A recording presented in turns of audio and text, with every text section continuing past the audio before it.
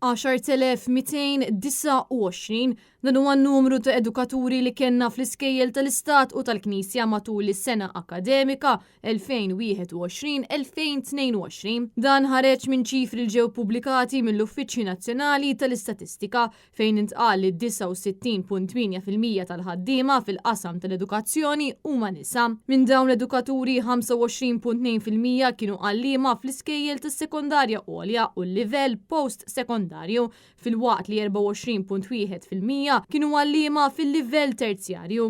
Ftit aktar minn nofs l-għalliema u l-istaff akademiku fuq bażi full-time jinsabu fl-edukazzjoni sekondarja tal-ewwel livell, sekondarja tal-ogħla livell u post-sekondarja iżda mhux terzjarja, dan fil-waqt li l-maġġoranza tal-għalliema u l-istaff akademiku fuq bażi part-time propju 80.7% kienu jaħdmu fl-edukazzjoni terzjarja.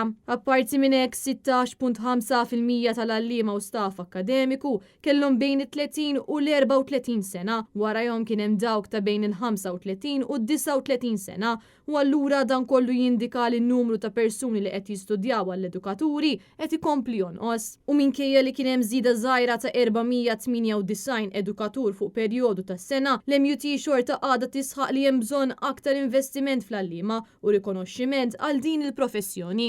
Il-Union qed tisħaq li l-għalliema jeħtieġu pagi aħjar hekk kif matul l-aħħar snin ix-xogħol irdoppja kaġun tal-esplużjoni fil-popolazzjoni. Kien għalhekk li wara li ma ntlaħaqx qbil dwar il-ftehim settorali l-ġdid, it-tnejn li għadha daħlu fis-seħħ numru ta' direttivi kemm fl-iskejjel tal-Istat u anke tal-Knisja. Fost l-azzjonijiet industrijali mħabbra kien hemm l-għalliema fl-iskejjel tal-Istat u tal-Knisja m'għandhomx jagħmlu laqgħat mal-ġenituri u Parents Day, l-edukaturi m'għandhomx jippreżentaw lista ta' attendenza tal-istudenti u m'għandu jkun hemm l-ebda kuntatt permezz ta' komunikazzjoni online. L-azzjonijiet industrijali jinkludu wkoll strajk ta' ġurnata li mistenni jseħħ 27 ta' Novembru. Sissa il-Gvern għadu ma wasal għall-ebda qbil mal-MUT bil-laqgħa li jmiss kedata għal nhar il-ġimgħa l-ġej.